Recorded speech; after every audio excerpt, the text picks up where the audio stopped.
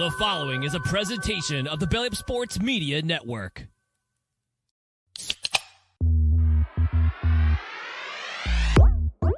And I'm ready to go crazy because the Celtics are going all the way. Hey, Nick, go handle our light work.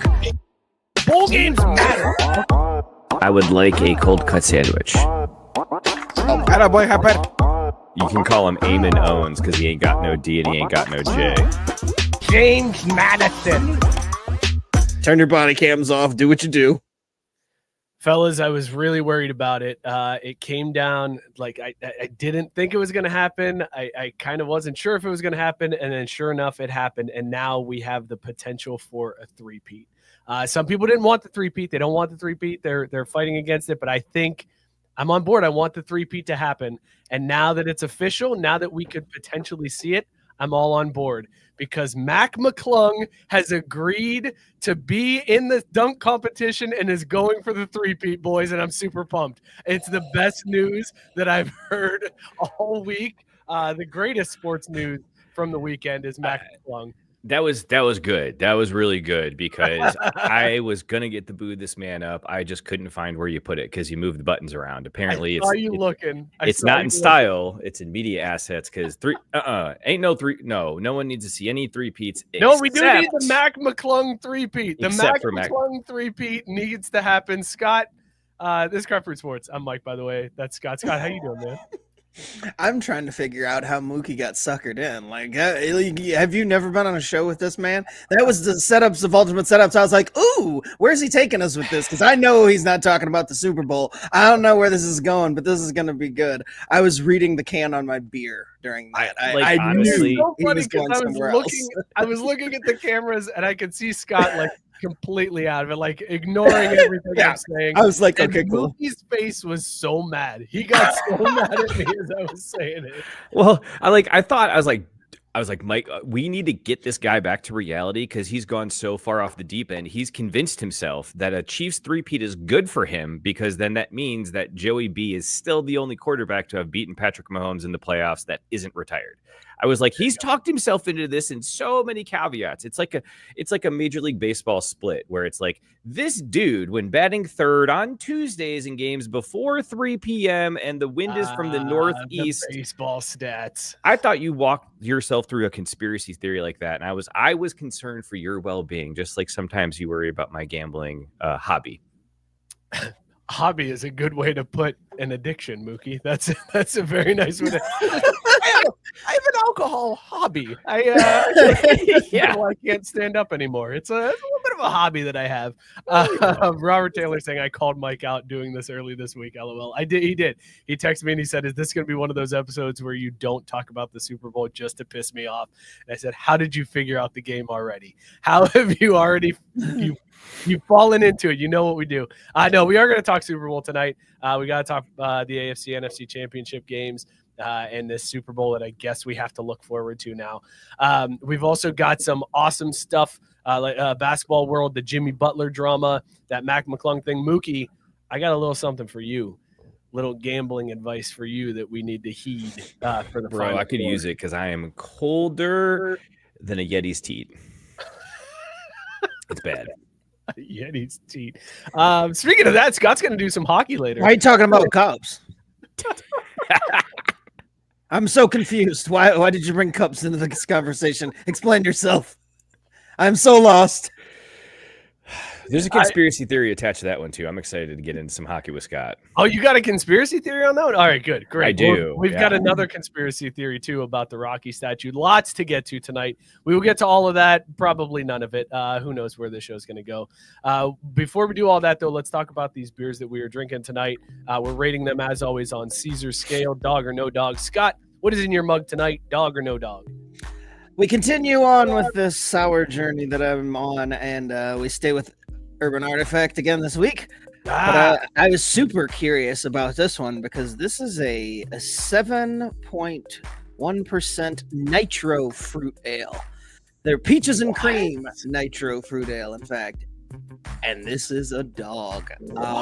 This is a little dangerous because Yeah, dude, I got that, that back hiss after I opened it. I was like, there's that CO2 creeping out like that. Yeah, this is good shit, man. I like this a lot. This is a super dog, and if this is 7%, yeah, I don't know. It's gonna do stuff to me because it does not taste boozy or anything at all. This is really good. 7% and nitro. Oh, you were saying like all of the things that I would love to hear. 7% nitro. Yes. Dog. When I saw it on the can, I'm like, I can't. When I saw it on the can, I was just like, wait a minute, this checks all the boxes. This is tonight's beer right here. That's amazing. That sounds fantastic.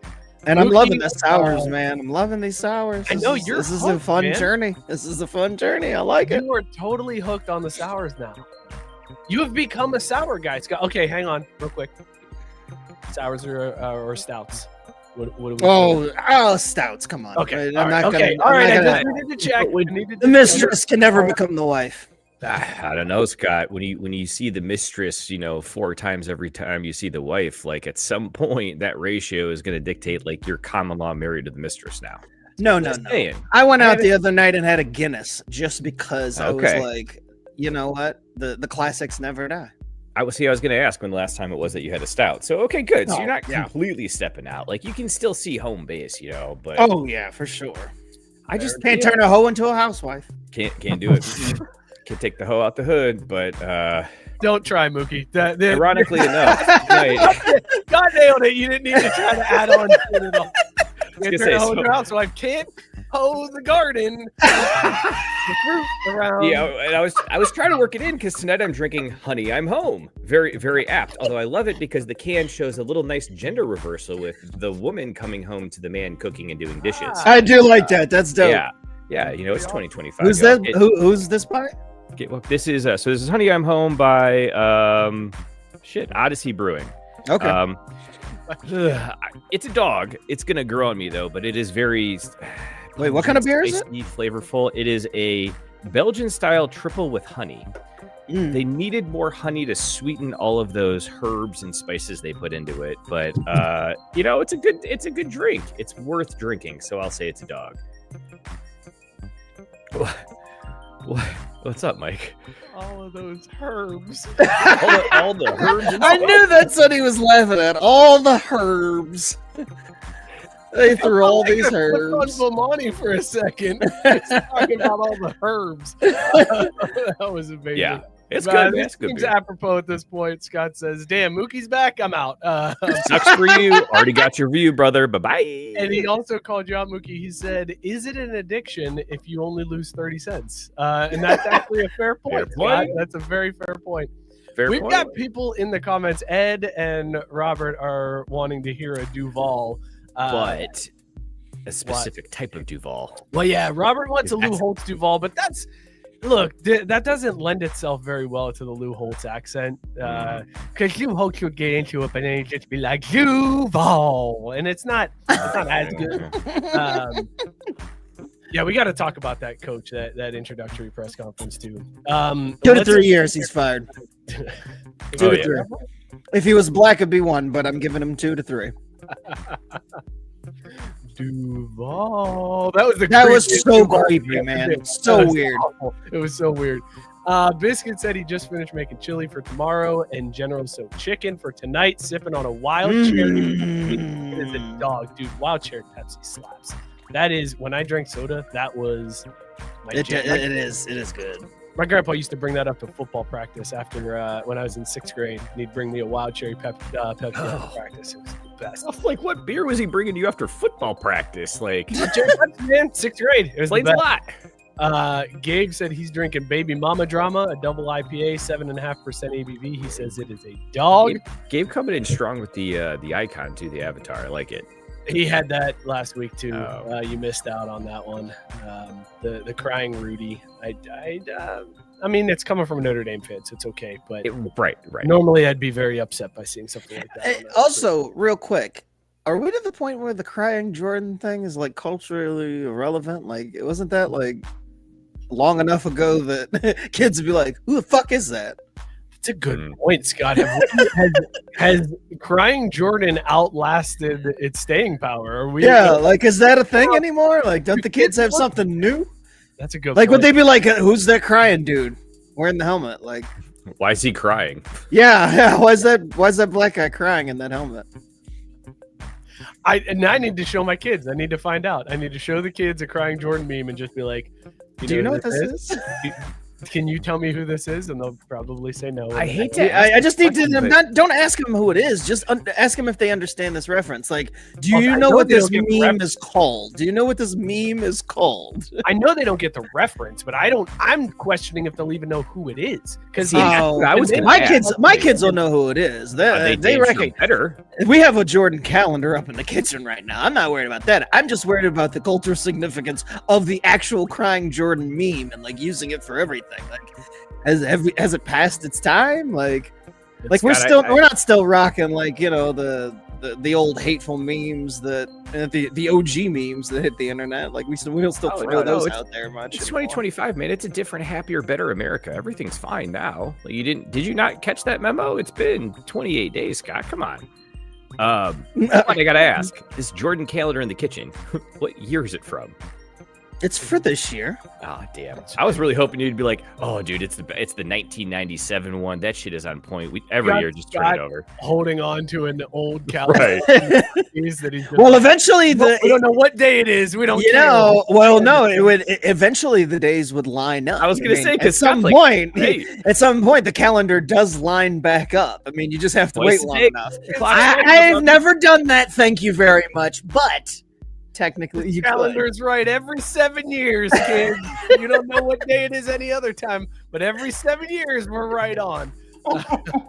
Oh man, we need. By the way, I just saw an article as I was searching for what's the new crying Jordan, and there's an article from ESPN dated April 12th, 2022 that said 10 years of crying Jordan. So that means the meme is 13 years old. And that's why I asked the question. I was like, is that still a thing? Like, do kids still hit? Do folks still hit folks with the crying Jordan? Do hit the crying Jordan. Look at Gabe hitting us with it right there. Still a thing. Old heads like us still rock the crying Jordan. I'm glad because I understand the reference. I want to make sure that people are like, what the hell is that? And it's even better now, though, because that's like, we've got AI now. That's a really good crying Rudy. Like, that's a well done thing. So I would expect to see crying Jordan have like a second rebirth almost with everything we'll be able to do with it now with like those fancy computers and stuff. Oh, Jesus Christ. Did you see what Ed said? He just asked his kid if he knew who crying Jordan was, and he said it was Shaq. Oh, no. Oh, that's not good. Yikes. That's a rough day. All right, let's get back to these beers. We need a palate cleanser. Robert is drinking. He said he's getting into his reserves. He's drinking Untitled Art Chocolate Graham Cracker Pastry Stout, 11% ABV. Dog. I haven't even had it, but I guarantee that's a dog. Chocolate Graham Cracker Pastry Stout. Yes, that's absolutely dog. Matt Barr said dry January is over thanks to work. He's drinking a Hardy Woods Irish Red. It's me in a can, dog. All right. Nice. Very nice. Matt, I almost made it. We had date night on Saturday, so I had a few drinks on date night, but I've been dry the rest of the month, so I'm finishing it out strong here. I'm trying to. This kid has a question for us. He says, legit question for the group. As much as you all drink, how does 7% do anything to you? Where are your tolerance levels? It's a valid question, Biscuit. It doesn't do much. Like a 7% doesn't hit very hard like it did when I first started drinking. See, it just depends on how quickly. That's the thing. And what have I had to eat? Yes. Like there's a lot of all right, kids, gather around. It's old man talk. There are a lot of factors that you got to factor. Time of day, how many hours of sleep I've had. What did I work?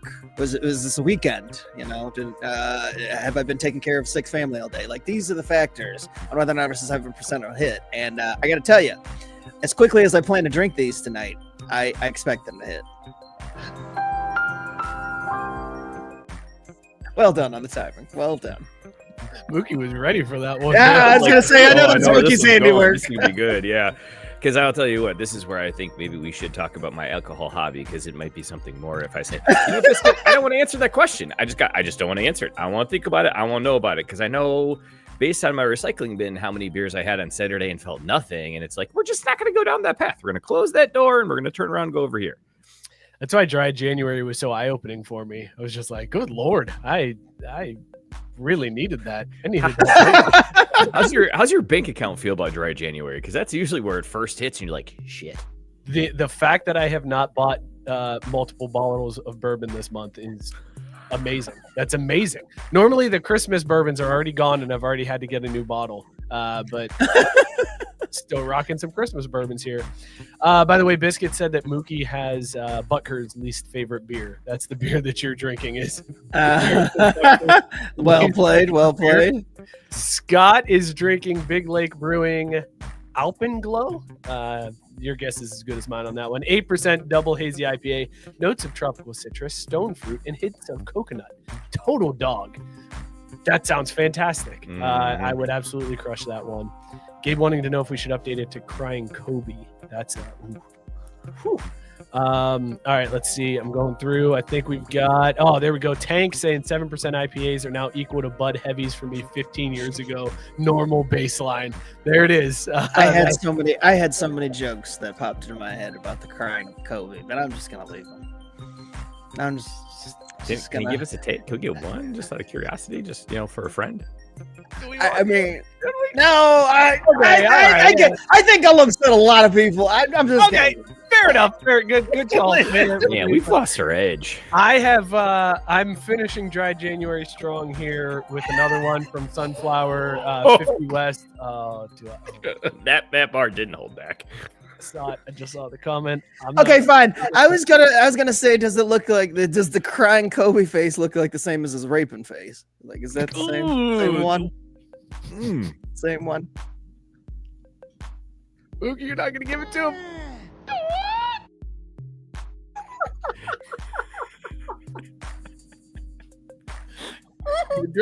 Good drop, Mook. Good drop.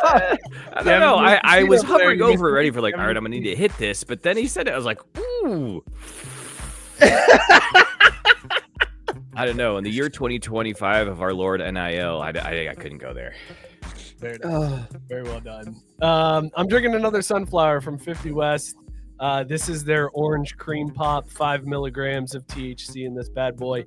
Guys, I'm a little nervous. This is like lemonade. Yeah. The That looks good. color doesn't really resonate on the screen. It looks more yellow. It's like lemonade. It looks hazy. Yeah, no, it doesn't. Dog, holy shit, that's great. That is a fantastic seltzer. What was it again? This is their orange cream pop.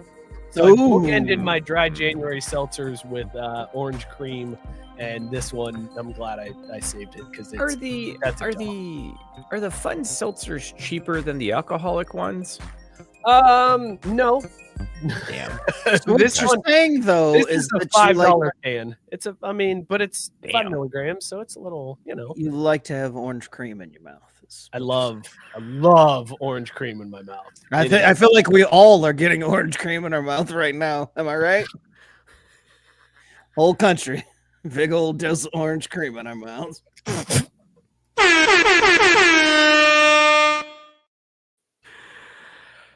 Hey, but you know what? Huge win. Gulf of America, baby. We're so back. I want to know We're so back. if it was that easy. What took so fucking long? Huh? I mean, really? Jesus. Didn't we rename a mountain in Alaska too? Like we can do whatever we want. We're like, hey Canada, fuck you. It's not Canada anymore. It's America's hat. Suck it, bitch. Here we go. Like that's where we're at in 2025. Every time I turn on the TV and find out about a new world leader, because I'm like, oh, look, this is who we pissed off today, huh? Somebody else is holding a press conference representing their country, talking about not backing down from us. I'm like, cool. I'll know all of them by the end of this. Which will be soon. No, I know all their world leaders. I know their individual leaders like that. I'm not too familiar with. Leaders, because I don't think our administration does. Let's go football.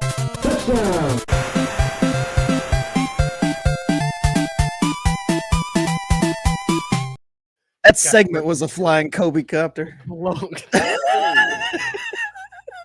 blowing our chance to skid hard right and get that mega grift. Come on, guys. You can't do that. Right?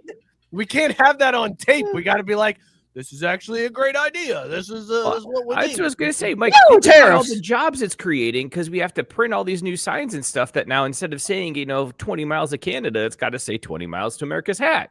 Job creation, man. Value. Woo! I'm surprised that hasn't happened yet. America's hat.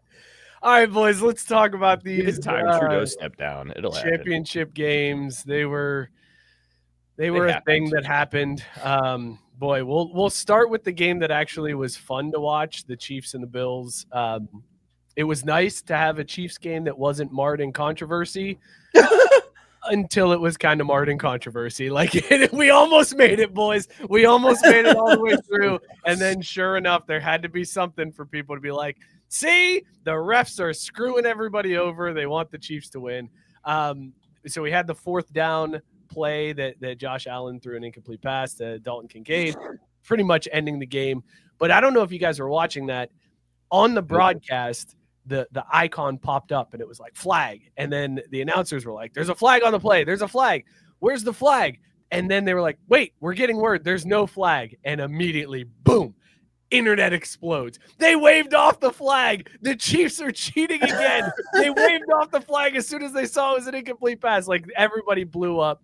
So between that call and the fourth down call where Buffalo looked like they had gotten the first down, but then the two side judges came in at different angles or different yard lines and then moved back and gave it to the Chiefs. Like, that was the other one that everybody was fired up about. Scott, was this cheating for the Chiefs or is everybody just losing their minds over this now? Are we reaching at this point? Nah, I mean, we're reaching because what did you expect in the NFL other than another controversial ending to one of their games that matter? It's just a common theme. I don't even blink anymore. When they don't care about having clean contests or games that aren't without any speculation, whether the call's right or wrong. The fact that any of this stuff happens and it's not just like you can't watch it without there being some type of something happen that you even have to raise your eyebrow about. It's just whatever. The NFL's just trash these days. Mookie, how did you experience those calls? Both of us sending messages. Yes, and we need that. We need to see that. Yeah. It's 3rd and 2. Yeah, exactly. He clearly didn't pay attention to a damn thing the last 5 I minutes. did. He has no idea what we're talking about. He doesn't know where he is. He didn't watch the games. He doesn't know where Well, exists. there's some partial truth And we there. got a well. Like, Dynamite comeback, Mookie. let me put it this way. What I said to my cousins as we all three of us are on some really epic losing streaks right now. I go, Oliver wasn't the only one that took a bath in that first game. So you got any hot tips for the second game tonight? And after the first quarter, I was like, I don't need to see this. I'm good. I just watched on the app with the play updates because, like, A, I don't need to watch myself actively lose money, and B, I don't know. I'm glad the Bills made it close, but I really thought that was going to get away, and it was essentially going to be the Chiefs doing to the Bills what the Eagles did to the Commanders. So I didn't watch that one. And How do you not watch the one game that seemed interesting from the start? Like, there were two football games. One was like, the Eagles are probably going to roll this one. Like, everybody looking out was like, maybe Jaden Daniels could potentially do something, but that Chiefs-Bills game was like appointment TV, and you just passed. Yeah, because I told you things weren't going well, so the natural response to that was to change something up, and it wasn't to stop betting. It was to change up what I was doing while my bets rolled through. I just didn't want to watch Patrick Mahomes slowly grind out a 10-point win that was never really closer than 10 points. And I thought that's what we were going to get after the way the first quarter went. So, yeah, maybe I should have stuck it out, but I don't regret what I did. I'm really glad that the co-host of a sports podcast consumed none of the biggest game of the week. No, I watched the first quarter. I watched the entirety of the NFC title game because we were sitting there and I'm like, okay, everyone's scoring a touchdown. All I need is a Devonta Smith to hit, and we are made, man. All those things from the divisional round and the wild card round just go away with just one eensy little Devonta Smith. And I thought they were going to get it on that end around too. I was like, this is how it happens, because they're up by so much that I was like, they're probably not going to throw the ball anymore, but they love that jet sweep. Sure enough, here they come around the left end and the hole starts to open up, and then he fucking trips on turf. I need a win, man. I just really need to win. This was Mookie after this weekend. There's Mookie. Look at the background. Ed asked. That's Ed. Is this going down? Crying Kobe, and this was the image result, which definitely looks like he's in the air. In this image. This is titled. That is AI titled this before impact. God damn. Holy shit. Gabe just said yikes. Hold on. Ed, I know you didn't make this with your hands, but for the initiative, he earned it. By the way, I love Gabe's take here that reporters should be able to ask any questions. The refs should be required to talk after the game, and reporters can ask any questions. You know what? I don't even need that. Do what the NBA's been doing, where they come out and they explain the ruling in a press release. I think it's a couple hours after the game. That's bullshit. The 2 minutes. And the NFL does that bullshit. Yeah. NFL does that bullshit, and I've never seen them put it on. It's dismissive. They'll be like, "Oh yeah, that play was called correctly. Fucking suck it up." Or, "Yeah, actually, we blew that one, but what are you gonna do?" I mean, they do it all the time, but it doesn't matter. So I'm just don't say anything. Well, and just having that come out doesn't really put anybody's feet to the fire, anyways. I would love to see Ed Hockley have to stand there and defend a call that he made in the third quarter. They show him a holding call and be like, how can you call holding on this one? And Big Ed has to defend it. No, reset it, Mike. Go ahead and, as a reporter, ask me, Ed Hockley, that question. Ed, in the third quarter, there was a holding call that you threw the flag on. It clearly, replay showed, not holding at all. It allowed the drive to keep going, gave the Chiefs an extra 7 points here in this game. Turned out to be the difference. What do you make of that holding call? How would you go back and do things differently? Look, honestly, I am a professional at the top of my field. The NFL puts us through rigorous training, and we cover a lot of things in pre-game meetings to cover these things. And we're out there working at the top of our field. And honestly, at the end of the day, it's just, where are you going to go?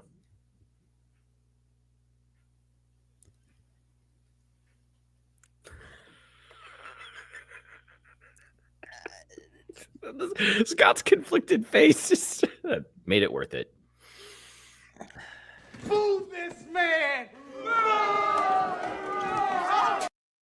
I couldn't find it. Thank you. That was the face I was making. Was where the fuck is the boo this man drop? That was one of your worst ever. Where you gonna goes? It was me. You scored no points. It was meandering. It was all right. Let me try again, because what I was originally gonna go with is, what the fuck are you gonna do about it? Because Gregg Williams is still jacked. That would have been better than what. And that's actually what I thought you were going to do. I was he's definitely going to try the hardest. That's why I set up a longer question, was to punctuate a short That's what I answer. That's what I was hoping for. But then cool. Wait, okay, hold on. But we can fix this, right? Let's just do it again, and we'll edit it out. No. We're not editing out you in post. The fans are gonna get what you are. I was gonna say, are you sure? Because I feel like the fans would love if you edited me out in post. I mean, no. This is you. The conversation might not make sense. This is you, for better or worse. This is what they come to see. It would be amazing if just we edited all of Mookie's, the show ends up being 37 minutes because it's just us making fun of Mookie and then him not responding back. That's probably what it ended up being, is 37 minutes, because it's can't play that tangent without that idiot starting it for us. Something wrong? What's so funny, Mookie? I don't even know, man. I can't even explain it. Mike, what's so funny? It always worries me when Scott gets control of the board. It always gets worried.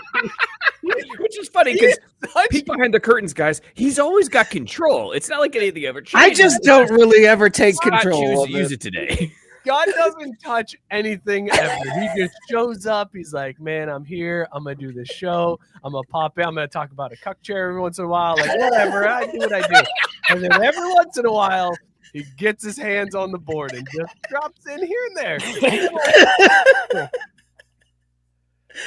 I thought it was the perfect timing. It's all about comedic timing. I, unlike Mookie, understand the bit and the setup and how the whole thing works. So, If you're one of those that only listens to this show audio only, you should probably just sub to You're the missing YouTube out, channel man. now. Yeah. Why listen to the radio when you can watch TV? Yeah, exactly. Ed asking the important question here: why don't we have a chip in the ball yet for that first down? And Seriously? I can't. They had it. They explored it. They proved it worked, and they're just like, yeah, we're good though. Like it was like 2 or 3 years ago. That's the they had it. NFL. It's so absurd. It's what it is. It's the equivalent of the fucking MLB saying we don't want robo umps to call balls and strikes because we love the human element to get it wrong. Yeah. Oh my God. I about quit the show when I found out that was a goddamn setting in the game I had to turn off. Remember that, Scott? I texted you guys about that shit. Like, I can't believe they went through the effort of programming this in the fucking game. Yeah, it's so they can have plausible deniability. Use as little technology as possible because then you say, well, it's our referees or our umpires or our whatever. They're trained and they're the best of the best and blah, blah, blah. But they're human and they're going to make mistakes. And that's just the way the cookie crumbles. I can't wait until they do it for like first downs, but not touchdowns. Like that would probably be the way. Well, because that's so NFL. Whenever they've implemented something, they'll be like, "Hey, we've got this revolutionary technology. You can use it in this very tiny example, and only this example. It'll only be used in the last 2 minutes of each half. Yeah. This time we'll go to this technology. Otherwise, it's the old man dragging his chain. Jerry jogging across the field with his hand up. Like, I think it was at the 32, maybe the 33. I don't know, guys. Where'd you have that one? Right here looks about right. Everybody agree? No? Okay, cool. Feels good enough. I mean, they literally spot the ball with the same kind of technology we all use on the playground when we're like 8, right? It really, I was about here. It's on my left foot. It's a left foot spot. But I think we did open up a good topic because, guys, there was news this week about them adding a new potential thing to the review process for next season where they're going to start looking at, how do you say it, like quarterback slides and personal fouls related to those. Yeah. Who cares?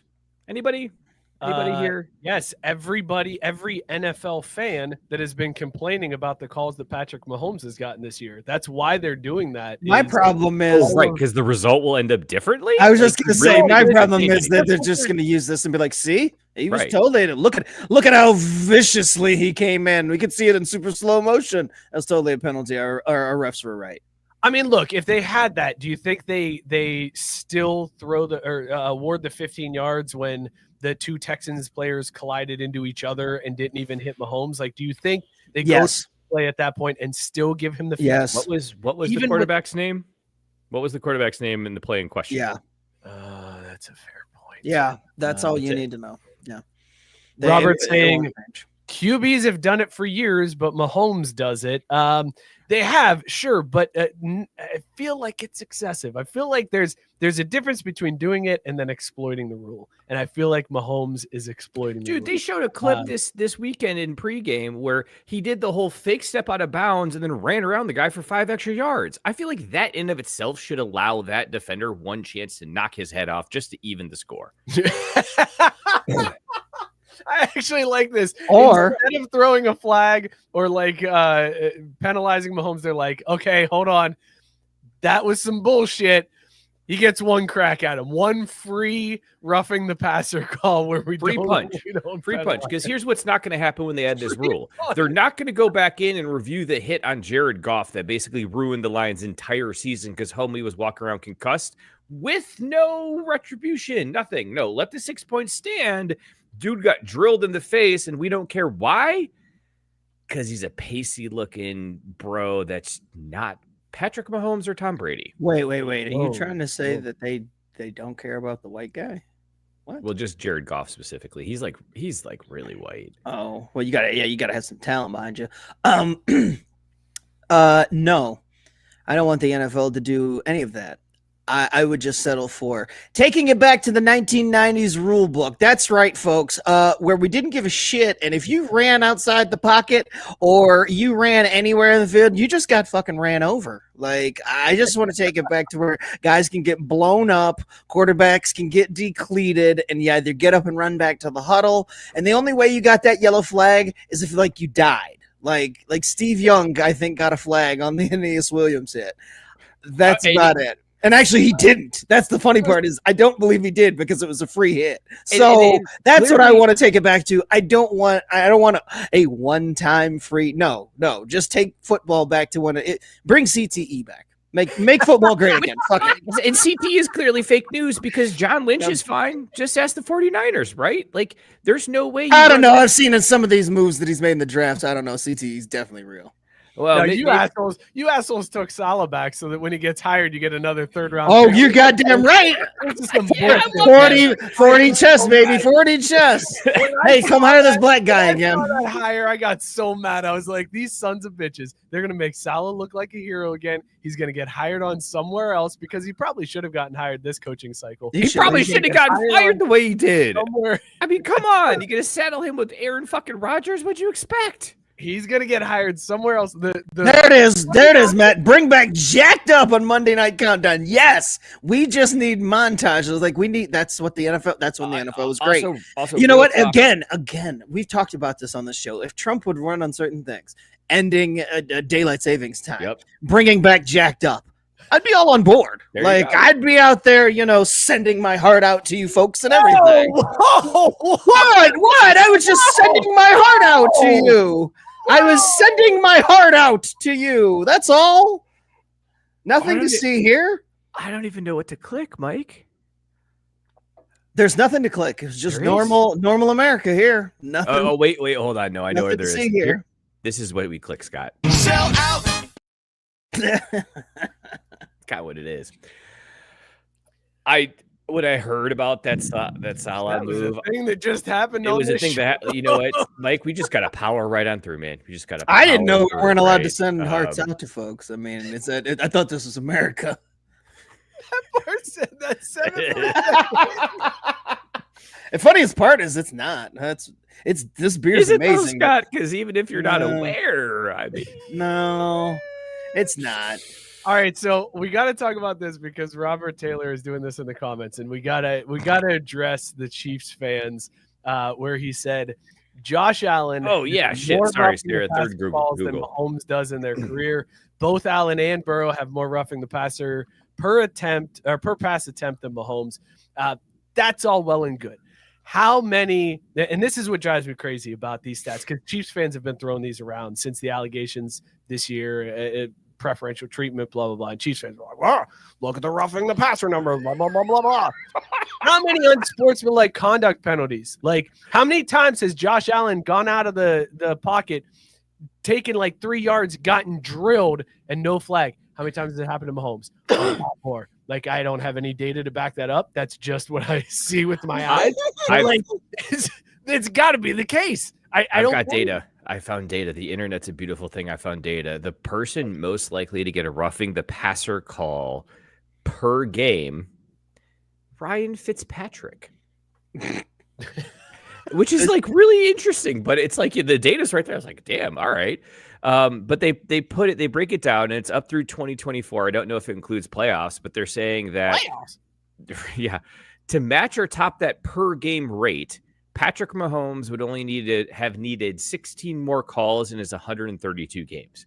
So, like, he's not that far off from it. Granted, Josh Allen would only need 6 more, so, like, he's clearly ahead of Patty Mahomes. But, man, like, there's a part of me that's like, that doesn't tell the whole story because I hate to say this, like, but what's the quality of the roughing the passer call? Because, man, Josh Allen, I think, gets some, but that's because that dude gets wrecked. Like, he's a big guy, and I think that as a result, he takes a lot more hits that don't get called as a result, but they don't breeze on Patrick, and they're rushing to throw that flag. Tank also is kind of on board with this quality of the roughing the passer call that you're bringing up. Yeah, because he's going with this straight up Gregg Williams approach here. He said, if I was the Eagles defense, first play would be a cornerback blitz with headshot on Mahomes. Yeah, you're gonna get flagged anyways. Might as well make it worth it. Right, not a bad plan at this point. Like, and honestly, even better, Mike. Fuck it, do it every drive. First play of every drive, just knock him in the head because it's okay, fine. Give him 15 more yards. He's probably going to score anyways. But after the third or fourth drive, either A, he going to be in the hospital, or B, like, he's not going to be able to read a defense. This is amazing to me because I loved Patrick Mahomes like 5 years ago. I love the dude. I was like, man, this guy's great. He's so much fun to watch. And now I'm like, you know what? Somebody should hit him right in the ear hole to start the game. Like that's Why what not? 7 straight AFC championships does. He needs his Bernard Pollard. I've said this before. Like we need Bernard Pollard was the Brady killer. We need a 2025 Bernard Pollard to step up and injure this man multiple times. I'm sorry, Patty. I love you. A lot of magic and all that, but also I'm sick of this shit. So yes. Gabe also saying sweet spike Patty. Always correct people when they spelled his name Patty. Patrick Mahomes deserves that one. He deserves the Patty with the T's instead of the D's. I thought you were going to go as far as to say he deserves Pitti. No. He's encroaching. He's getting close. He's getting close. Around. Fuck around to find out. On the other side, Eagles dominated the Commies in what was a pretty boring game through most of it. Although we did have one instance where the Commanders were like, you know what? We can't stop this tush push. So let's just dive over the line of scrimmage every single time. Which was awesome. Which was awesome. I was like, shit, this is actually not a bad idea. Because at some point, the Eagles are going to false start or something, move them back 5 yards, and they play normal defense. Until the announcer pointed out, so the clock has been running for 3 minutes and they need to play some catch up. Like, it's like, oh, that's why that wouldn't work. Damn. All right. Well, also, the rule they almost enacted, Mook, is an older rule where they could basically say, we're just going to give you a touchdown. Can you imagine what the meltdown would have been like if the referees were like, this continued offsides, it keeps happening. The Eagles are awarded 6 points and just moved on from there. Like, well, it's good to know too, because we were watching the game and Jenna goes like, why does he keep doing it? It's clearly not working. And I was like, why not? Like, nothing's different. They're on the 4-inch line. If they moved to the 2-inch line, who gives a shit, right? But that would be why. Yes, eventually the refs can just say that's enough. We're done with it. It's a touchdown. I'm so here the for this. Eagles signed Vontez Burfict for the Super Bowl. Put him in like Fulton Reed and Mighty Duck. Yes, you want brothers out here lurking. Proof that CTE is fake and made up. Go find Vontez Burfict and watch him just be completely fine. I don't know if you can say Vontez Burfict is completely fine. I was just gonna say, what's your definition of completely fine? He's no crazier than he was before he went to Arizona State. That doesn't prove that he doesn't have CTE. Yeah, that just No, said it's just like had it for stable a state, while. right? Like He's been Dude on was this always CTE wild. train since high school, bro. Like Vontez Burfict, that dude's messed up, man. That boy ain't right. we've had a check-in on him since he left the NFL. You don't have to. You just saw what he was in the NFL, man. That dude was insane, like legit insane. I feel like that's one of those things where, like, look, as little boys, we all run into the side of the wall. We'll all just go head first into something, except that over time you grow out of it. Quit Except projecting. there's a certain Quit few who projecting. never. I didn't run into the wall. Like, no. You ever ran just head first with just No. reckless abandon? Never did that. Not my thing. Not my jam. Stop You trying did- to stop trying to missing out. normalize things that you did that were weird. You missing out. Okay. Try it sometime. Let me rephrase. Have your boys run with reckless abandon head first into a wall or done crazy stuff like that? They've done crazy things, but running headfirst into a wall, can't say that Well, they've done that, man. You're getting There is hung up so on the much that makes specifics. sense now. So much makes sense. He says I'm getting hung up on the specifics. Well, I mean, and the specifics here kind of mean a lot. Like you're just like casually saying, like tying your shoes. That we just boys will be boys, running into walls. Wait, Well, what? yeah, that's exactly. It's like natural child development, right? Like you take your first steps. No. You learn to Back tie up. your shoes. The you put a before the hole in right. drywall with No, your it's saw. not normal. No, that's how that works. No, not running into a wall wasn't part of a normal childhood for me. Good news is we're finding this out before Ollie can walk. So, hey, tell your kid, don't run into the wall on purpose with reckless abandon. yeah, It's not good for your long-term health. I just want to know. Hang on, I want to know, Mookie, how many times was this happen? Like, you're making it seem like it was 4 or 5. Okay, most children would run into the wall one time and go, "Fuck, that hurt." the wall specifically? Oh, yeah. And you just kept doing it. Well, no, I mean, like, there's differing varieties. So, like, riding down the stairs in the laundry basket and then smashing into the wall, is that the same as running through the living room? Running head first. Yeah, no, that's different. That's riding down in the laundry basket. Oh, I mean, I did that. I did that dumb Really shit. did everything once. It was just different varieties of a similar type of outcome. You did. That's not how you made that. You got into the universe as what I do is I get in a 3-point stance and just right into the fucking wall, and I do it over and over and over again. And boys will be boys because it's normal. So we got our basement finished, and we had this thing where they came in, they put in this, like, it was, God, how do you describe it? It was like if you took insulation and put wallpaper over it, so it was like squishy and malleable. It wasn't drywall, but you would put it metal frames, that you'd have these big square like pieces of material that you would put into these runners to make your finished wall. And if you had a concrete wall, obviously it was just like a regular wall, but we cut off half our basement, left the other half unfinished to have it as like a utility room, etc. So yeah, we could go 3-point stance and smash through that thing, because then you just put it right back up and everyone was fine. So this Rocky statue is cursed, huh, guys? That's a thing. The Rocky statue is apparently a curse for anybody who tries to decorate the Rocky statue, or run headfirst into it. I don't know. It's happened quite a bit. Legend has it, if you run directly into the old Rocky statue, your team can't lose. Or, ride a laundry basket head first into the Rocky statue. Same thing. No, see, that's just different ways to do it. So it wouldn't apply. The luck wouldn't apply in that scenario. It has happened several times. Most recently was this past weekend when Commanders fans draped Rocky in Commies gear and they ended up losing. Prior to that, 2015, a Giants jersey showed up on the statue before a regular season game. The Eagles won that one 27-7. 2018, the Vikings did it before the NFC Championship game. The Eagles won 38-7. That same year, Brady jersey showed up before the Super Bowl, and then we all know what happened there. Big Dick Nick wins the Super Bowl 41-33. In 2023, Scott, your Niners put San Francisco gear on the statue before the NFC Championship. Eagles won 31-7. So this seems like it's a recurring curse, except for one team. Do you guys know who the only team to avoid the Rocky curse is? The Chiefs. The Patriots. Fucking Chiefs. I just said the Patriots already did it, Mookie. Where were you? Are you not paying attention to the Brady jersey? It was a Brady jersey, and the Big Nick won the fucking Super Bowl. I ran into the wall 4 times, Mike. God, like, minimum. The Chiefs did it and then won the Super Bowl. So it's a curse, but it's not a curse, but it's kind of a curse, but they think it's cursed.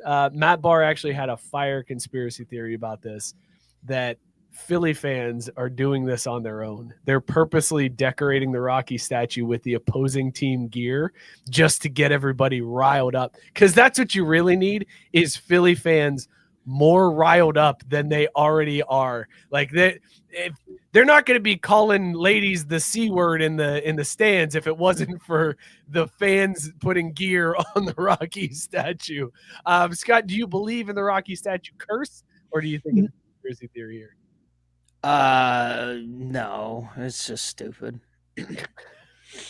All of it. But I'm not giving the Philly fans any credit for having forward thinking. There's no way that there's somebody out here like, oh, we'll do it. It'll be inside, baseball. We'll be the ones that are trying to motivate the players, and because they see, and the fan base sees that happens, and we're gonna be louder. No, Philly fans are not smart. They don't have forward thinking. Fuck them.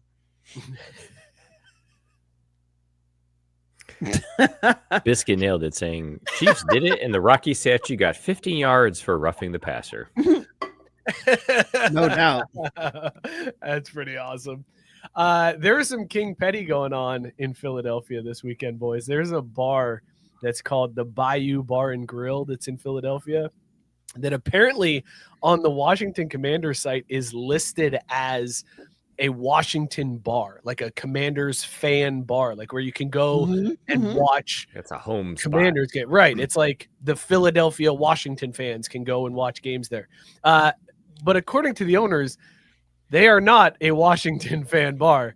Don't like Washington. They said, quote, "We bleed green." And before the game, they were getting calls of people that were like, "Hey, heard you're a Washington bar. Can we come in there and watch the game? Like, are there going to be a lot of Washington fans?" To the point that the owner came out and said, "We don't like Washington. Don't come here if you're a Washington fan. As a matter of fact, you're not welcome if you're a Washington fan. We are not going to let you in if you're cheering for Washington. Go Birds." Like the king of all petty moves of a bar owner just being like, "Nope, not even allowed in here anymore." Scott, how does this rank on your petty scale?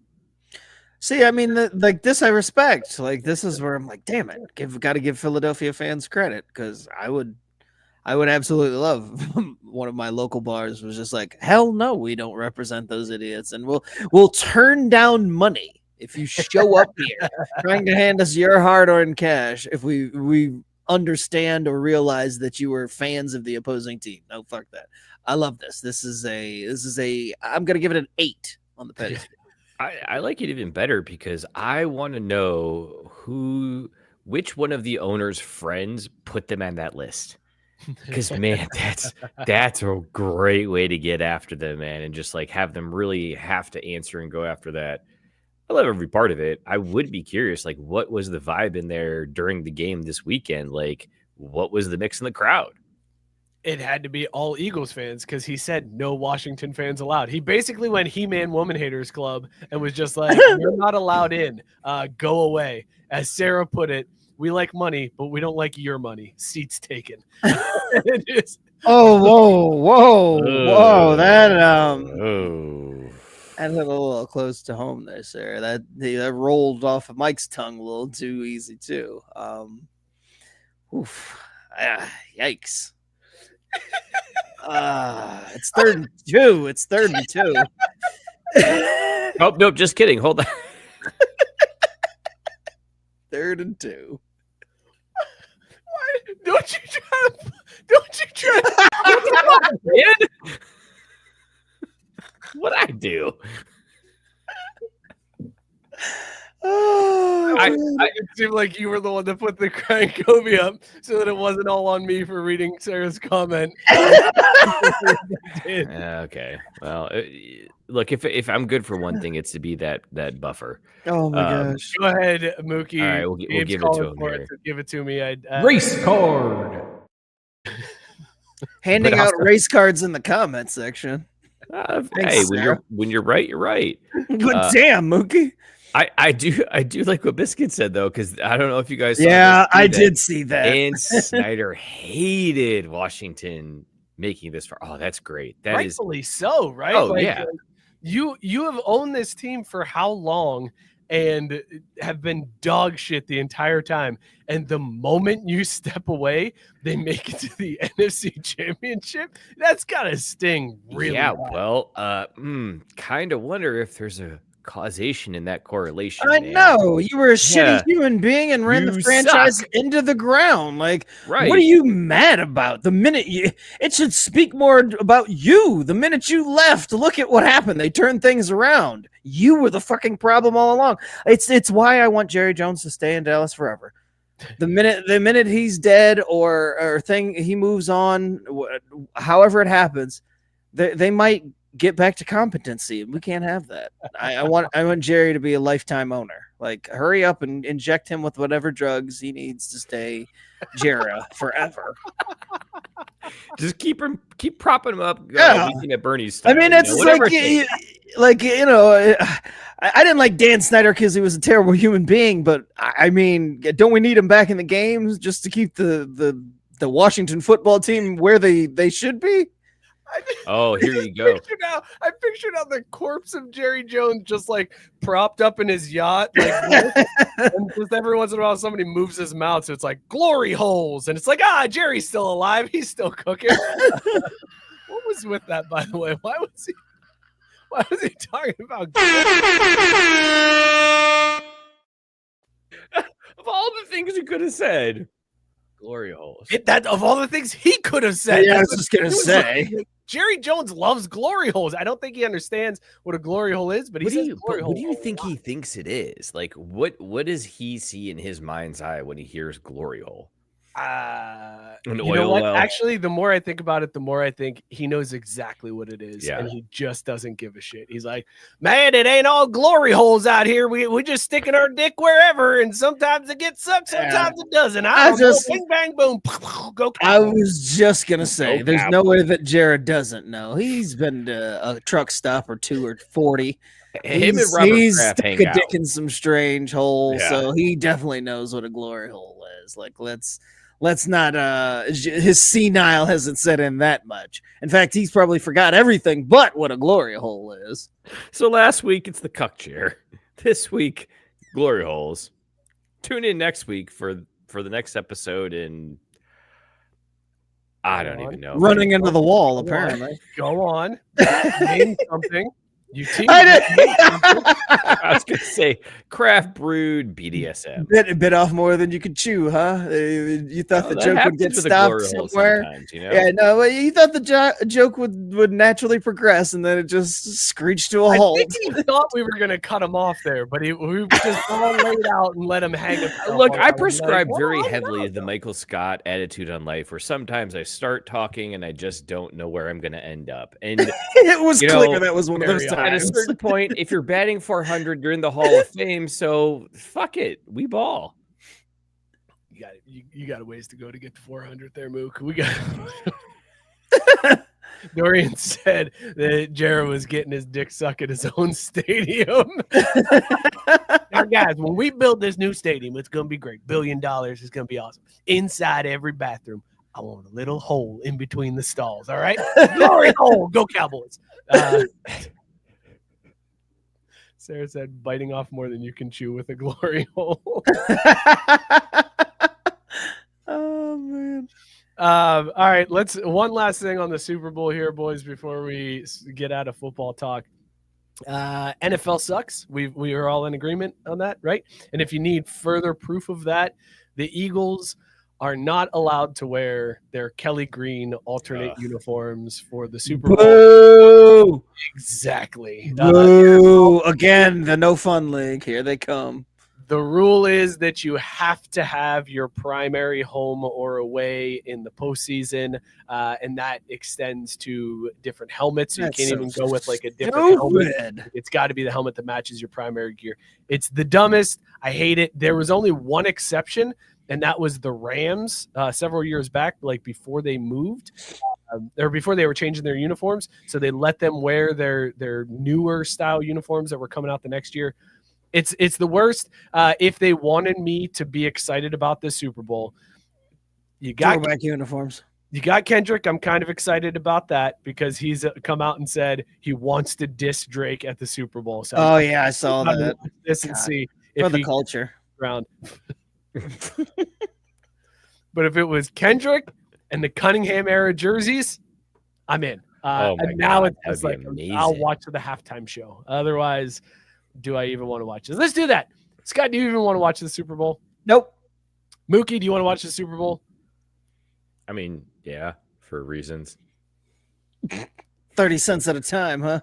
Yeah. Who isn't having fun because you're the party's degenerate gambler. It just doesn't hit the same with basketball. You know, I don't know. There's something about that every 45-second serotonin hit you get from football that can't be matched. I am excited the UFL is around the corner, but man, it's really hard to make that appointment TV. It's tough. Yeah, that would be hard. All right, let's give you some gambling advice you can use. Let's talk basketball. Boom shakalaka! Mookie, get a pen and paper ready because here's some tips that can make you some money. Here we go. Right? I'm gonna you know what? As a matter of fact, you and I kind of discuss this real quick, okay? Right. Since 2002, when you look at the top 10 teams in the AP poll in the final week of January, during that time, since 2002, 17 of those years, 2 or more teams have made the Final Four. So when you look at the top 10 list from this week, 2 or more teams have made the Final Four. In 13 of those years, 3 or more teams have made the Final Four. Okay. And then in 2 years total, all 4 teams from the Final Four came from the top 10 on the rankings in the last week of January. So this is it, Mook. This is your chance to really make some money on the Final Four. Now's when you lay down the money. Duke is like the heavy favorite to make the Final Four. They were like minus 110, but everybody else plus odds. Auburn's up there. Like, you have a ton of teams where there's a lot of value. And if you can get 3 of them to hit the Final Four, cashing, baby. You might get a whole $1 out of this one. Oh, yeah. Oh, this looks nice. This looks real nice. Because what you do is you don't go straight up with it, right? Like, because you said that the numbers are 2 or more make it, right? Right. So what you want to do is basically spread over these 10 teams, 2-team parlays in like a round robin style. I like this. How's the payout look? How's the payout look if you just bet everybody in the top 10 right now just to make the Final Four? No parlay, just everybody as a singular bet to make 10. The top 10. What's your final payout on that one? Because like I said, 9 of the 10 teams have plus odds at this point. So you could legit come out on top. Well, so only 4 teams can make the Final Four. So there's that. You automatically lose 6. But you so if we pick the worst odds possible, so let's just say that, for example, Duke, Auburn, Houston, Iowa State all make the Final Four, which is obviously a little excessive, but that would pay out, what is that, $6, $8, $10, which would literally cover your bet. So that's why you got to lever up and you got to do the 2-team parlays, because if you're betting $1 on every team in the top 10 right now to make the Final Four, you need all 4 to hit, basically. I'm not liking this now. I'm not feeling good. Mike, don't get disheartened. I'll figure this out. We just need an Excel spreadsheet. That's all. Matt Barr said, Mookie, you But I'm serious, because effectively what we need to do is figure out, okay, what's it look like to bet Duke, Auburn, Houston, Iowa State, Houston, etc.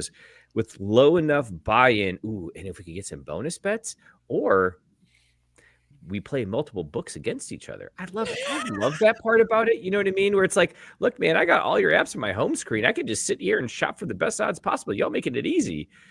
How the hell are you the guy that you can't come up with a sex toy on the fly because I ran into the wall too many times. But I start talking about gambling, all of a sudden you're Rain Man. You got all these numbers floating around in your head. You're pulling in odds. You're comboing, like you pull it all together. How are you that magical? What is going on in your brain? I really like money. 30 cents at a time. 30 more cents than I used to have, though. That's right. Scott, and then I take that 30 cents and I buy Trump coin with it. It's going to the moon. Yeah, there it is.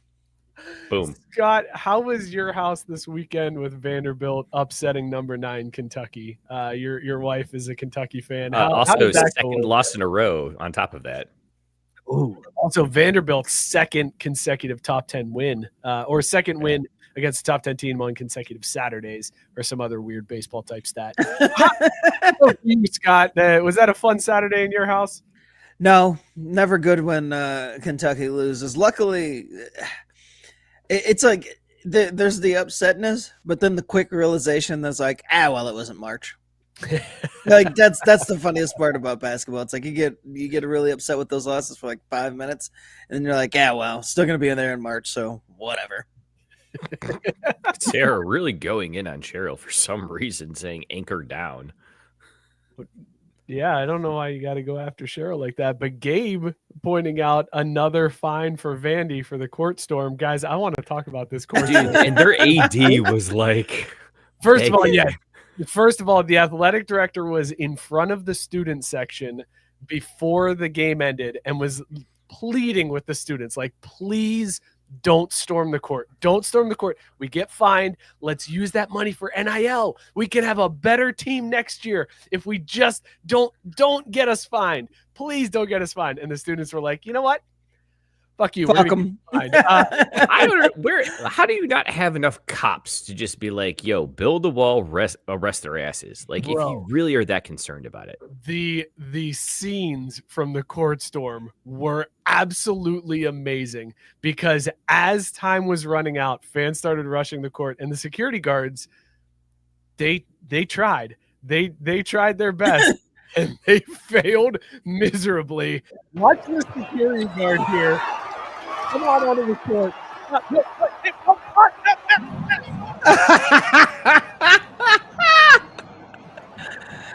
He's got it. He's got it under control, though. He gets it under control. Look at nobody's getting past him now. My man legit said it. I'm trying. I tried. Yeah, I'm trying. He was on skates here, guys, as people start. I feel bad for him because I can't. Hold on. Then everybody's like, yeah, old man, bye. Well, and the best part is that, like, there's like 5 people that come from where he is, and behind him as he's defending those 5, you see like 50 people just stream out of the court. And it's like, buddy, like, I appreciate you trying hard, but clearly your friends on the other side just don't give an F. So don't put yourself in harm's way, you know?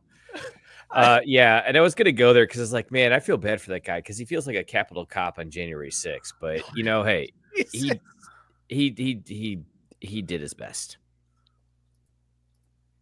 Really are. We're hitting all the notes tonight, huh? Yeah. I want to watch this one more time, guys, because watch the guy, the security guard to this guy's left, because he starts off and then is just like, fuck it, I'm out. Like, keep an eye on the dude to the left, to his left, our right. So old boy gets up, tries to stop people, can't do anything. Guy puts a juke move on him. Somebody else puts a juke. This guy next to him, just standing there. He's just like, yeah, doesn't even have his hands up or anything. Go like, ahead. He shrugs his shoulders. Yeah, they didn't pay me enough to do this shit. No, I like that dude's attitude. Like, what are they gonna do? I already had my media room dinner for the night. Fuck it, go kids. See you later. Can we also talk about, though, Mike? Go back a little. Oh damn, go back a little bit to the start. Like, what is that video board on that column? Wow, why are we looking at his nuts? Well, that's where it's. Oh yeah, here you go. That video board on that column is sick, man. Pretty sweet video board, right? Like, that's cool. TV viewing area there and at Vanderbilt. Look at the guy. Yeah. Now hold on a second. Fuck it. All right, so watch old dude over here that gave up early. Watch the shrug. Yeah, shrug. Man, fuck it. What are you gonna do? You're paying 100K, not me. Right. Then this Well, like, and look at the look of just defeat on main homeboy's face after he looks over his shoulder for the first time. I got the He's double like, brownie at the media dinner tonight. Fuck it. I don't give a shit. Oh yeah, Gabe. I know that Vandy's court's fucked up, but I mean that's a pretty sick little thing. Like, we've got places in Cintas where we've got columns like that. Why don't we put a video board on it? Money. Oh, Probably. yeah. We don't storm the court though, so where's all that money going? We ain't got the SEC money that Vandy's got, bro. Oh, right. Yeah. We're not getting paid out for Georgia to go and get embarrassed in the CFP every year. It's fair. Biscuit said that's the old Gene Hackman Hoosier defense. Well played. Well played. I'm giving it to him because on second review, that could have been Gene Hackman right there playing defense. Matt Barr said he's looking like he's doing O-line drills out here. In the sled, He is on skates. Sarah said, my insurance isn't going to cover any injuries. I'm out. That was the highlight of my weekend, was watching that video. I can't tell you how many times I watched that.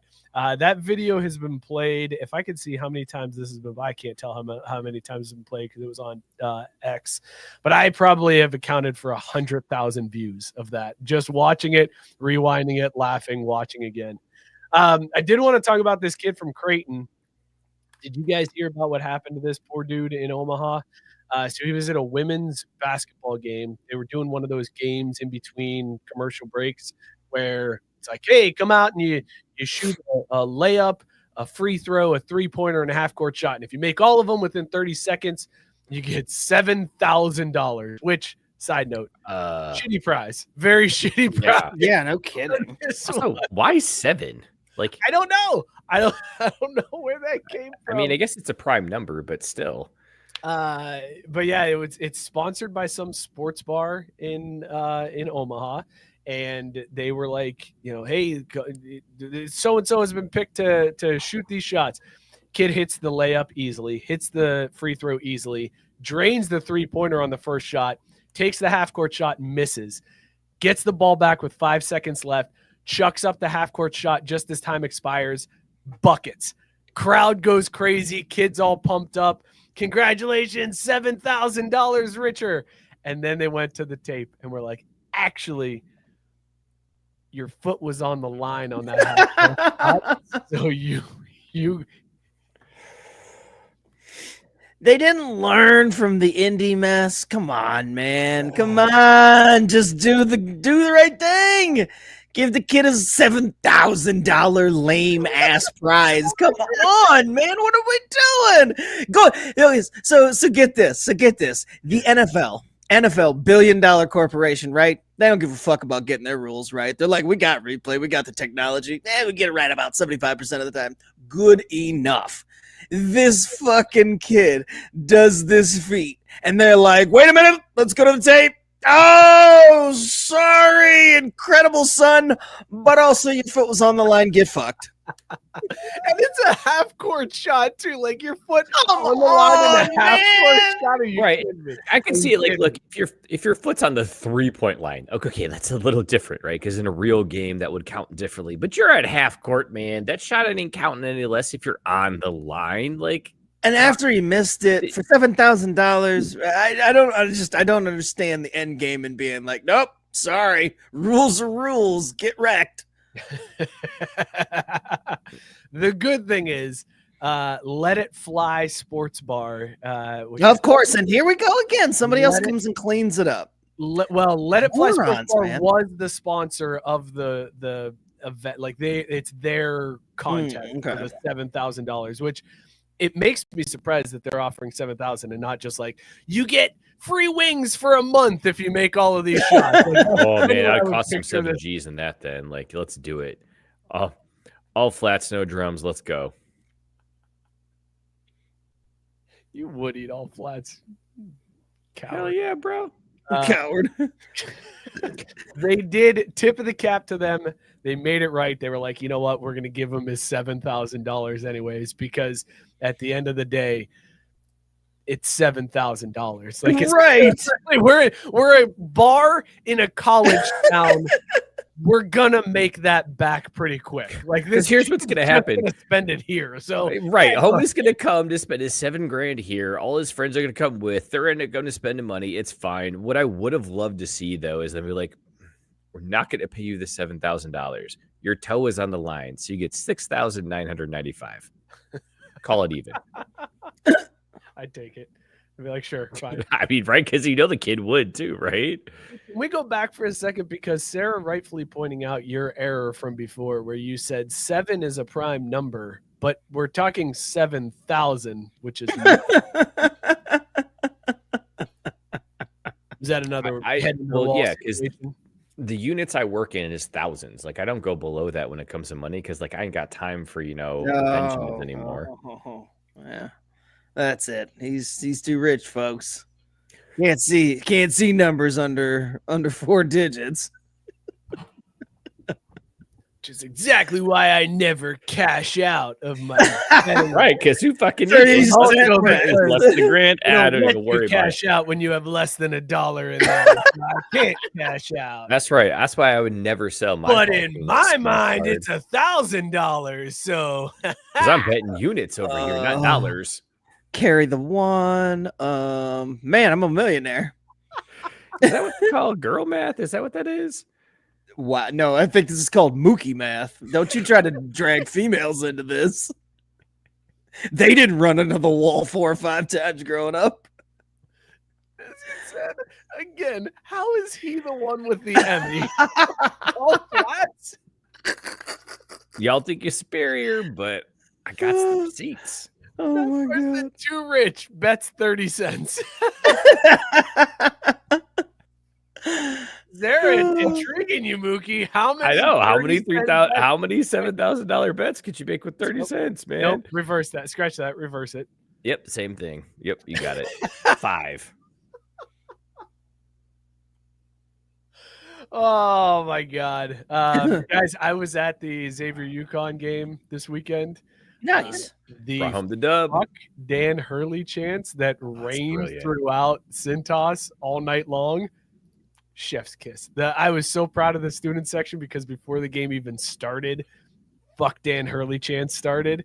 And then every time somebody was shown on the video board, like they would do like the dance cam or whatever, and eventually it would cut to some older person, and the older person would not be dancing, just like watching, enjoying themselves. And they'd see that they were on camera and they would just mouth, fuck Dan Hurley. And I was like, this is the greatest thing I have ever seen. Did you guys realize what Dan Hurley said last week to draw the ire of Xavier fans? Hurley, go ahead, Mook. I'm just proud that we finally understand what it means to be a fan. Because back in the day when we were there, and I would say that shit, I got escorted out. I was asked to leave the student section for foul language. That really was just exactly what we were saying of fuck Dan Hurley. Because apparently that's not very Catholic or some shit. Father Graham's not the president anymore, so you can say fuck Dan Hurley and everybody's cool with it. Thank God. Dan Hurley, for those of you that don't know, last week Dan Hurley was very upset with an official and got caught on a hot mic telling the official, like, turned around away from Dan Hurley, and Dan Hurley said, "Don't turn your back on me. I'm the best coach in the fucking game." Which, wow. Balls. Damn. Like, and I mean, look, back-to-back natties, I guess maybe he is probably up there, right? Like, it's hard to argue, but it was so good to see that dude lose in Cintas after that. It just made my heart warm. I will say, though, it's a little hard because at the same time, I do respect him because didn't he double down on it, too, later in a press conference? Where, like, he came up and he had a chance to walk it back, and he was like, I know what I said. Next question. On to Cincinnati. We're on to Cincinnati. It's 3rd and 2.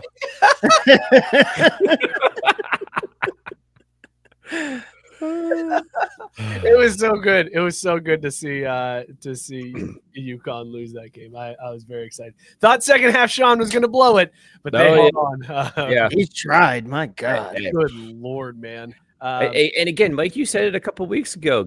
Shout out to Tim, but man, Sean Miller just might be a rich man's Travis Steele. Who is the worst Miller brother, Sean or his brother Archie, who is now?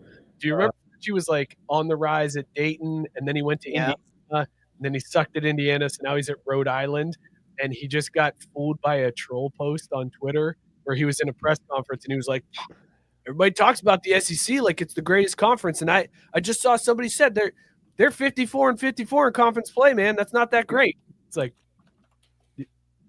Arch, do you realize what you just said? Like, the SEC is 54-54 in conference play, which is exactly what they should be because there's no fucking ties in basketball. Like, one SEC team loses, one SEC team wins. They're 1-1. It's gonna be 54-54. Now,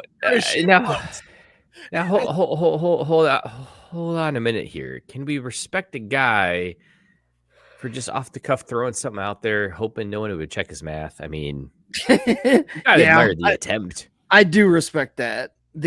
I'm backed up into a corner. Just coach speak them to death, and they won't question it.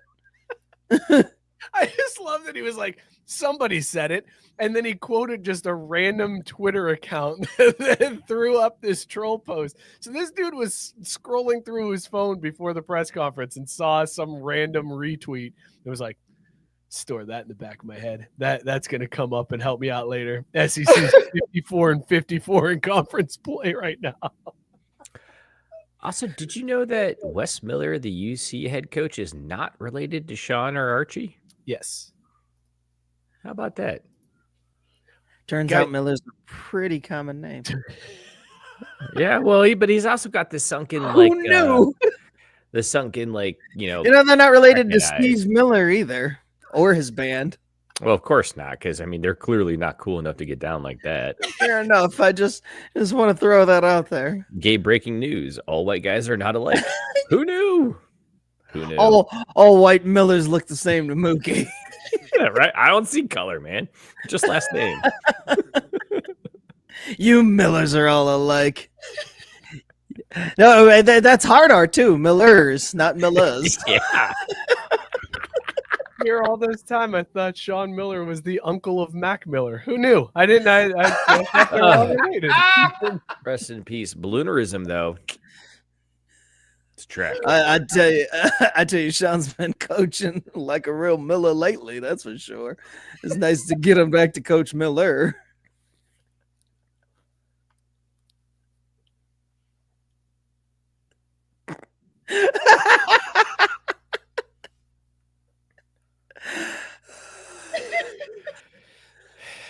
See, this whole segment would have to go if you edited me out. That's what you'd be losing. That's what we'd be missing out on here, you know. Seriously, but you probably Mookie? Are you trying to say Reggie is related? Sean wishes he was. By the way, guys, I think we got to stop. We've got a whole Dabo situation here with Archie Miller. You know that's not his name, right?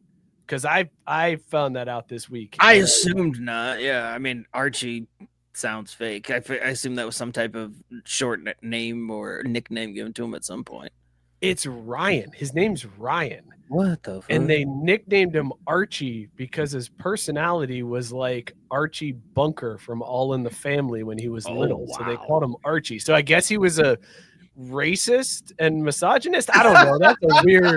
That's a weird thing. Yeah. One of these days, Mom. One of these days.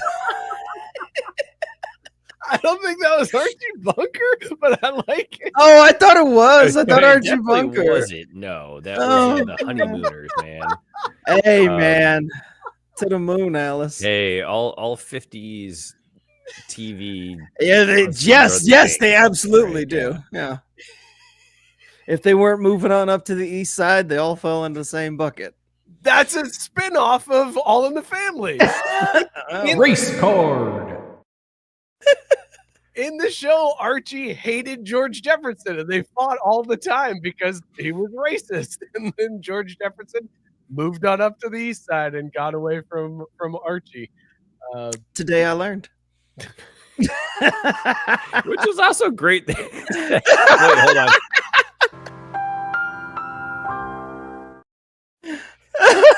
But also, Scott, like, Race card. how are you gonna have Mike educating you on that? I don't know. Sounds It like was a the gray other area. half. The other half. Yeah. Oh shit. You got to call him Ryan Miller from now on, right? He can't. Oh yeah, no doubt. I'm not calling a grown man Archie. Just like Jabba Chamberlain. That man was Justin. We don't do stupid nicknames for stupid people. Then why do you call me Mookie? We already well, There's exceptions to every rule. we had already forgot the one thing we learned when we talked about Jerry Jones earlier because it's Gerald. Oh forgot God, that- that's Yeah, right. I forgot. I was gonna ask that. Yeah. But to be fair, I call him Jera, so That's true. like Yeah. I haven't called him Jerry in the longest time. It's been Jera for a while. but Gerald is so like that's just a deeper cut of like Where's that name come from? The Old Testament? It's passed down from racists from generation to generation. Oppressors. Sarah pointing out that Ryan Miller is a hockey goalie. Did we segue into Scott's segment to do that? No, we haven't talked about three-peat yet. Fuck. Mookie, quit trying to three-peat, shoehorn it in. We have the slam dunk contest field is locked and loaded. Mac McClung announced that he is back to defend his title, going for the three-peat. Still not on an NBA roster, but the two-time slam. Not even G League. He's on the G League. He's for Orlando's G League team. So it's Matt McClung, Stephon Castle, Andre Jackson Jr., and Buzelis. I don't know who this is for Chicago. Some white dude. From I like how it's just become a who's who of just whoever says yes. We got a guy in the G League. Good enough. Fuck it. He can dunk. He can be here. Buzelis. Like I thought you had to at least be. Well, I guess there wasn't a G League back then, but it's just like imagine somebody in the minors coming up and hitting the home run derby. You'd be like, "What the fuck is this? Like second-rate bullshit." But if he did it standing on his head, I'd watch that show. I'm looking at it like this: if we're not gonna have the big names in the home run or in the home run derby, in the NBA dunk contest, if I'm not gonna get to see LeBron, I'm not gonna get to see Bronny. You said big name. Carl Anthony I'd watch that. I'm not going to get to see Shea Gilgeous-Alexander. Like, if I'm not going to get to see the names, then give me complete unknowns. Jimmy not Butler. just G League or outside the...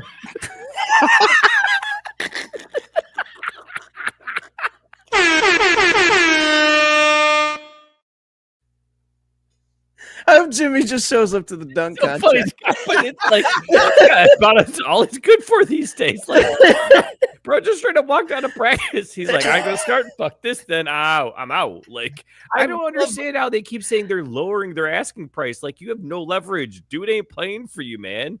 The drama around Jimmy Butler has been so fun to watch. Where it was like, we're suspending him for 2 games. We're suspending him for 5 more games. He's suspended indefinitely now, this son of a bitch. Pat Riley is losing his goddamn mind over the fact that he can't control Jimmy Butler. And my favorite part about the whole thing, guys, they're shocked. They're like, what do you mean he would do this to us? The guy who's done this everywhere he's gone? Yeah. Doing it to us? I'm shocked. Scott, you were all about the Jimmy Butler drama this week. Yeah, because it's just what you said. Every time I opened up my phone with some alert, it was like Jimmy's getting suspended for just another random amount of games. And I haven't been following it other than just knowing, he's disgruntled and he got benched.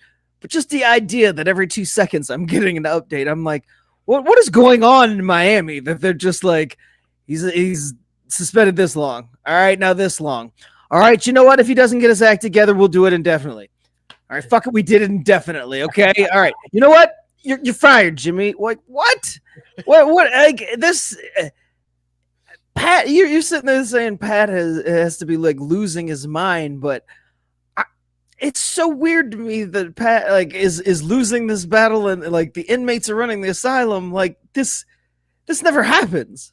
Like Pat always kind of gets his way, and I love that he thought he was going to suspend Jimmy into submission. Like, right, like now everything's going to be all right. You took a few game checks away from like, no, Jimmy's been playing the long game, man. Like what does Pat have that Jimmy wants? Like, I think that's the other part of it. And I got to be honest, man, what motivates Jimmy Butler anymore? Like, I don't know. He's not out there chasing rings. I don't think he's in it for the money. Like, I feel like dude would be happy in the big 3, just hooping, having a good time and putting on a show almost. Like, the Heat, they should have figured this out a long time ago, to Mike's point. Like, this isn't new news. And at the same time, like, Jimmy's gone to bat for that squad. Like, he's given it his all and carried them for 7 years ish. Like, so they had a long time to get this fixed before it was a problem. Now it's like, you done fucked up. Now what you going to do with it, guys? Like, Well, and 'Cause it's crazy. Is his contract up this year or is it next year? Yes, it's this year. He's Right. basically Jimmy's gonna like, be a what the rental fuck? player somewhere if they try to trade him, which 2 is months of why game they checks, can't find a whatever. trade suitor. Like you can't find anybody that wants Right. that. First of all, look, Jimmy's getting up there, man. He's got some miles on the tires at this point, and he's. But if the Jimmy gets those new shoes, Jimmy is going to be able to dunk again, no problem whatsoever. 5% of the audience. Jimmy got that Choos, reference. if you will.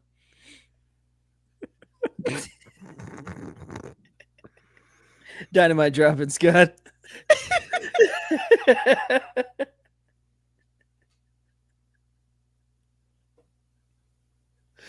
It's 3rd and 2.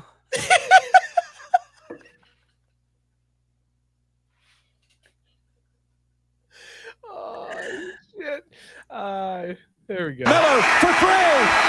Oh, he backed it in. We're going to overtime. We went from trying to cut each other off and trying to set each other up to get hit with the overtime drop to Mike. Now we're just Mike's. Here we go. Oh.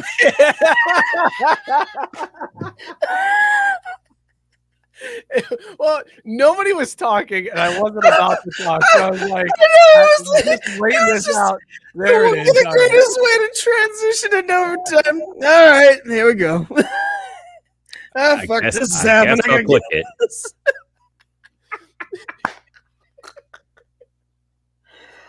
Oh, Mookie, shit. there are books that have Jimmy Butler's odds for the next minute that he plays on an NBA roster after the trade deadline.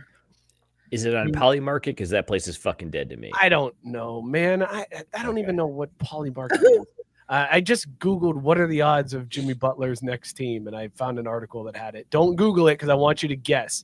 What do you guess the odds are? Like the odds on favorite for where Jimmy Butler will be playing his next NBA minute after the trade deadline? So first of all, I want to commend you for actually reading the article and not just the headline. I read Well it. done. Yep. True professional doing research there. Where do I think he should go? No, where do you Well, think the odds I'll- are that I'll get he there. will end up? Where he should go, I think, is Milwaukee. The Bucks could use a piece like this. I think it could make them a not playoff, but a championship contender straight out the gate. Dame time, Giannis, Jimmy, done. Ship it, put him in the finals. Where do I think he's going to end up? Charlotte Bobcats. Neither of those are in the top 4 of the odds. Neither team is in the top 4 odds. The odds Is it a salary dump Scott? team? Scott, do you want to? I'm gonna say Knicks or Lakers. Neither of those are in the top 4 odds. The 4th best odds to The land Jimmy Cavs? Butler after the trade deadline is the Warriors at plus 1,500. The 3rd best odds to land Jimmy Butler at the trade deadline, the Grizzlies at plus 1,200. The 2nd best odds are the Suns at plus 140. And the best odds to land Jimmy Butler, to have Jimmy Butler play his first professional minute Miami after the Heat. trade deadline, the Miami Heat at minus 120. They're basically saying Jimmy ain't going anywhere. This is all just bullshit. Like he's the rest of the season. So I love that Vegas sees right through it. They're like, yeah, whatever. I saw those odds. I was like, that is amazing that that's how this all is going to be encapsulated. It's just Jimmy ends up back at Miami, doesn't get traded. They're not going to find a suitor for him. Mookie, you mentioned Milwaukee. Milwaukee didn't give up anybody for Jimmy Butler. Why do you need Jimmy Butler? Is not going to be the guy that gets you over the hump to trade away future assets. That's a crazy move on Milwaukee's part. Ish. I mean, like when you talk about draft capital in the NBA, it's a lot different. Like if you've got a team that's rebuilding, like I would have said Detroit would have been before this year, but probably more so now Washington, the Wizards. Like draft capital is worthless if you can get a guy that's like a proven commodity, right? So in the NBA, you're willing to just say, hey, I won't take a first round pick for the next 5 years because who gives a fuck, right? And so I think like if there's a way that Milwaukee can make their capital work with what Miami's like, oh God, you mean we're going to be stuck with this guy? Like we got to put him out there because at a certain point, the NBA PA is going to come a call and go, you can't just not pay the guy because he's not willing to play the system you want. You got to at least dress him and put him on the floor. I can't wait to see what that looks like. It's gonna when they force Jimmy on the floor. Awesome. That's gonna be amazing. Mm-hmm. I don't understand. Like you're acting like the Heat are just going to trade him away for peanuts. I'm not saying peanuts, but I'm saying like I think that the Heat. I hope. Well, I don't know. What could happen is the Heat realize that they're going to get nothing for him, so they're like, look, give us a first round, 2 seconds, some allocation money, whatever, a mid-level exception, and that's better than nothing. Like that would be my expected outcome. That's where that's what the Heat are hoping for. From the Bucks side, they don't need Butler. That would be a nice to have. So they're not even going to offer that. You think they're going to offer a first-round pick for Jimmy Butler, knowing that the Heat are going to have trouble moving him? He's got a player option next year. Like he's literally a rent-a-player. Nobody wants to pick up this guy for the rest of the season.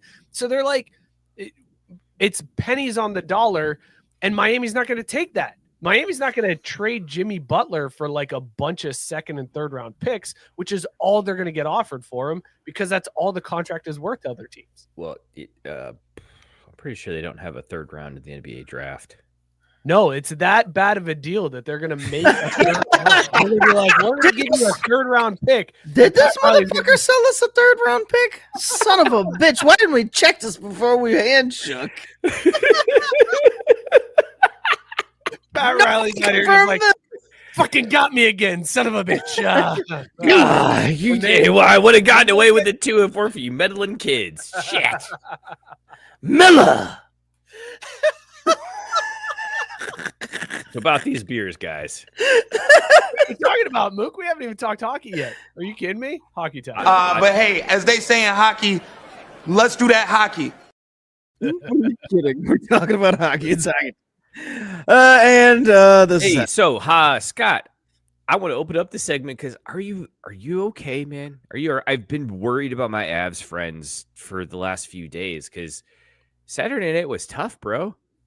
It was. That Yeti's news hit hard. Sure, yeah. You know, the trademark patent, whatever, but like are you concerned this pushes you even further away from the chance at raising the cup once again? The name Yetis? No, I think we'll be all right.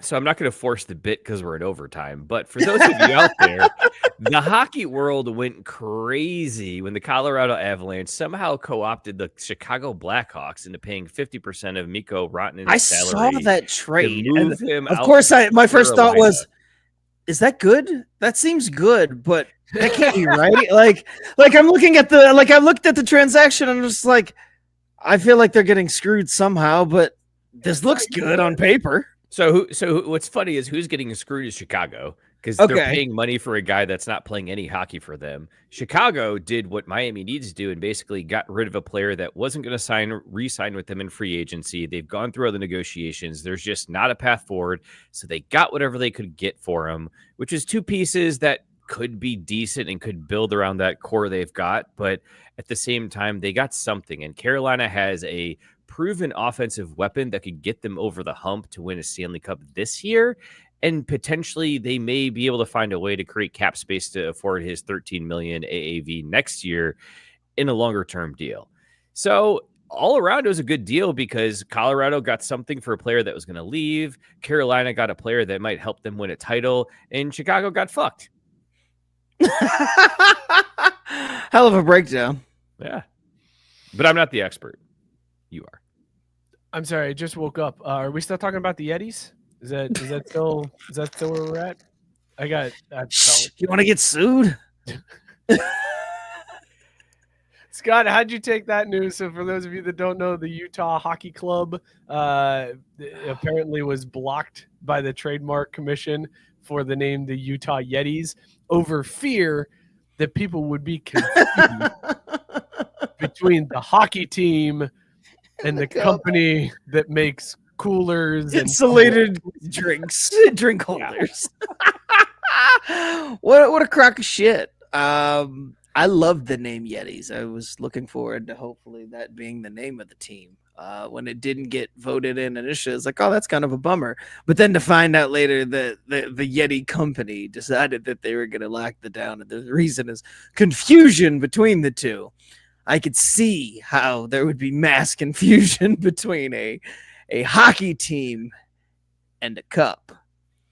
Like, what? What are like? What year is this? Please get a shirt made up that's just a Yeti tumbler with a hockey stick that just says the Utah Yetis on it. Oh, dude, that would look sick. Like the hockey stick looks like the straw coming out of the cup, and it just says, "Oh, I didn't even think." about that. No, bullshit. No, a bullshit. Because if you're gonna do it, you gotta go minor league baseball with it and make it an angry Yeti cup with the stick. Like, with like we're not just doing some like silhouette thing or something like, oh, look at that clever design. No, it's got to be an angry Yeti cup. Like, and if ready, you're still in missing a tooth. Like, yeah. We need AI to make this picture for us. I was gonna say I'll get on an angry Yeti hockey angry Yeti tumbler logo. holding a hockey stick and just like, better. and then Can just we say, make a "Utah competition? Who makes a better Yeti Betty. hockey player? Yetis." A Betty Yetter. I quit. I Don't was gonna quit. try to Keep challenge going. Keep out going. illustrate the AI, but then I fucked up. Well, way to go on that one, Mook. All right, we're gonna wrap the show with a quick baseball story. Here's the pitch. Oh, shit. An 11-year-old in California pulled the Paul Skenes card, the one that the Pirates were offering like lifetime season tickets behind home plate and a meet and greet with Paul Skenes and all this other stuff. And Livy Dunn was like, I'll let you watch a game with me in the suite. And an 11-year-old pulled the card on Christmas morning and was like, yeah, I'm going to sell this. I'm not. What a Christmas. What a Christmas. I feel like I got shortchanged from all of mine. Just like that. Like one kid's fucking lives out my dream on Christmas morning. Congratulations, you little shit. So happy for you. Merry Christmas, you bitch. Like, seriously, could you imagine? Like, remember the happiness that you felt on Christmas morning when you got one of the presents that you asked for? Maybe it's me. I don't know. But then this fucking kid, you know, probably had it in like a stocking or just some throwaway gift or some bullshit. It's like, I pulled the Skenes card. You know, the Skenes card. You know, the one that they want. Oh, yeah, I just pulled it. Merry Christmas to me. Guess I'll set this one aside. Guessing it's going to be worth a little bit. I missed that whole part where they didn't know who had it yet. I thought that like that just happened. Just like the announcement, the announcement just came out. Damn, because I thought it had been like an ongoing saga for months, but like the kid literally pulled it for Christmas Day. That's a good Christmas day. You know what? That sucks because that kid's entire life from here is all downhill. You said he was from California. Did the card burn up? Let's talk about these beers we're drinking. Yep, let's do that. Let's go right into these beers. Wrap it. Roll the music. Before we do that, Moving on. rate them on Caesar scale. Dog or no dog? Scott Wilson, your bug. Urban Artifact Peaches and Cream 7% dog. Honey, I'm home from Odyssey Brewing. Dog. I had 6%. orange cream pop from Sunflower, 50 West Brewing, 5 milligrams THC. It's an absolute dog. Fellas, Wow. this was a show. There were a lot of hard right turns throughout the episode. You regret anything you did on this show? Nope. My heart goes out to you. I'm tripling down, baby. If the libs can do it, then why can't I? Dan Hurley in the flesh. I see him right here. You know who the fuck I am. Thank you all. Seriously, thank you. See you next week. Our hearts go out to you. Stop saying it. Thank you guys for tuning in to whatever this is. The YouTube channel. Sarah put a comment in. We need more. Do what you do. Sarah put a comment in earlier that said we need more hockey pronunciations. We should do that as a separate YouTube video, just us trying to pronounce hockey names. So subscribe to the YouTube channel. I've got ideas, and we'll get videos up there when I have time. When wrestling season is finally done. So go do that. Tell a friend to sub. Tell them to check out the show. Let's grow this son of a bitch. Shout out to everybody in the comment section that's also in the Facebook group. Go join the Facebook group. It's really the only reason I have Facebook. You can follow us at Craft Bee Sports on everywhere else, Twitter, Instagram, TikTok, or on Blue Sky, so hit us up there. Shout out Belly Up Sports, bellyupsports.com. Tons of great content there. Shout out to all of the podcasts on the Belly Up Sports Media Network. We will see you all next week. Cheers, everybody. Going to hit the slopes with Caesar, baby. You'll never walk alone. Horns up.